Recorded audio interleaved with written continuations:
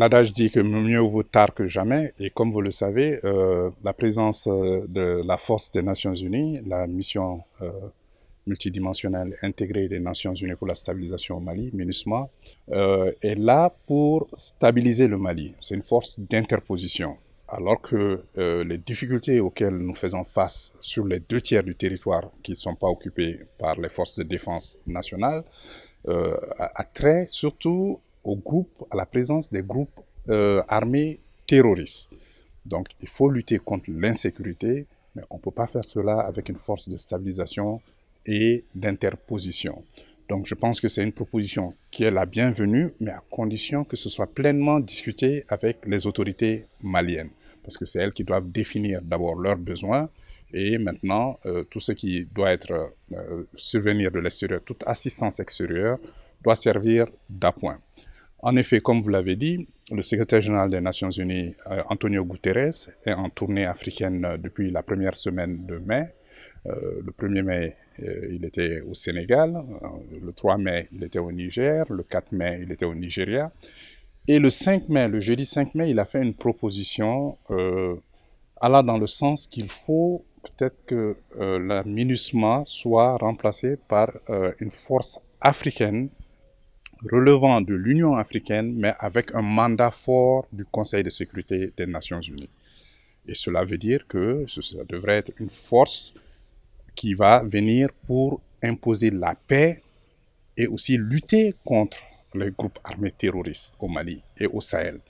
Donc, en réalité, je pense que cela est une proposition quand même, en tout cas qui va dans le bon sens, comme je l'ai dit, mais encore faut-il que ce soit dans le cadre d'un partenariat gagnant-gagnant et émanant aussi des autorités maliennes qui doivent au préalable s'approprier ce processus et affirmer leurs besoins. Mais maintenant, ce que le secrétaire général des Nations Unies a dit encore en plus du mandat fort qui relève du chapitre 7, qui veut dire que la force armée peut être utilisée dès que la paix et la sécurité mondiale sont menacées. Je pense que cela est une très bonne chose, c'est de bon augure. Mais en plus, cela, et le secrétaire général a précisé aussi que ce serait avec un financement obligatoire. Donc, nous attendons de voir un peu comment cette proposition va être accueillie et aussi quel va être l'input du Mali d'abord et ensuite quelles seront les propositions qui seront sur la table, effectivement. Bien, bon, voilà, c'est quelque chose que l'Union aurait dû penser depuis fort longtemps. Moi, je crains une chose, parce qu'avec la montée en puissance maintenant de notre armée, que maintenant que l'ONU pense maintenant pouvoir rendre robuste maintenant son mandat, et voilà, c'est un peu inquiétant. C'est bien que ce soit une bonne chose, mais c'est un peu inquiétant parce qu'il ne faudrait pas maintenant que l'ONU vienne maintenant pour essayer quand même vraiment de ralentir un peu la montée en puissance maintenant de notre armée malienne.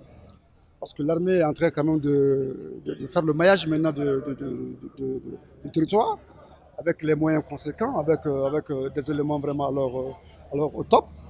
Et parce que nous avions demandé cela depuis belle lurette, depuis fort longtemps, hein, mais l'ONU est restée de marde, l'ONU est restée un peu sourde là, par rapport à ça.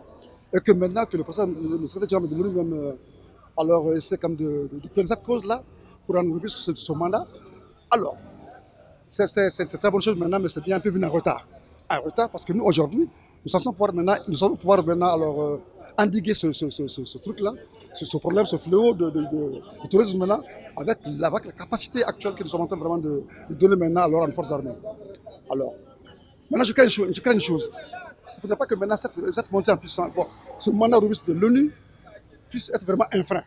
Un frein et au dynamisme même des forces armées maliennes. C'est surtout voilà ce côté-là que moi je crains un tout petit peu. Vraiment. Et même si ce dynamisme maintenant, s'il a lieu maintenant de rendre robuste ce mandat, il faudrait maintenant que le rôle soit défini. Que ce rôle soit défini et que vraiment que l'ONU, le rôle attribué à l'ONU maintenant soit distinct de rôle maintenant que mène maintenant l'armée malienne au nord. Ce revirement du patron de l'ONU s'explique par la réalité actuelle et la réalité du terrain. Vous savez, paix à son nom, le président Ibrahim Boubacar Keïta, depuis 2015-2016, il a eu conscience et il n'a cessé de rappeler qu'il faut renforcer le mandat de la MINUSMA afin de combattre le terrorisme, afin d'aider et d'appuyer l'armée malienne à combattre, à recouvrer la souveraineté territoriale du Mali. Mais malheureusement, il n'a pas été entendu. Et l'une des causes de la mésentente entre le président défunt Ibrahim Boubacar Keïta et la France est partie de là. Les raisons fondamentales aujourd'hui de la présence de cette force chez nous, ce n'est rien d'autre que d'aider le Mali à recouvrer la paix et la stabilité. C'est aujourd'hui qu'on parle de renforcer, de donner un mandat au Robisque. Mais si vous remarquerez les résolutions, toutes les résolutions depuis de 2013 à nos jours, vous regardez en profondeur, vous trouverez que toutes ces résolutions ont donné mandat aux forces de l'aménagement de combattre le terrorisme, d'instaurer la paix au Mali et la stabilité. Mais sur le terrain, non. L'armée malienne aujourd'hui se bat seule. Et Guterres aujourd'hui voit que il faut changer le cap. C'est de permettre maintenant à ces forces de combattre. Sinon, moi je dirais que ce mandat robuste-là existe. Je dis bien existe parce que toutes les résolutions-là disent clairement qu'il faut combattre le terrorisme. Ce n'est pas d'autre chose. Combattre le terrorisme, instaurer la paix et la sécurité.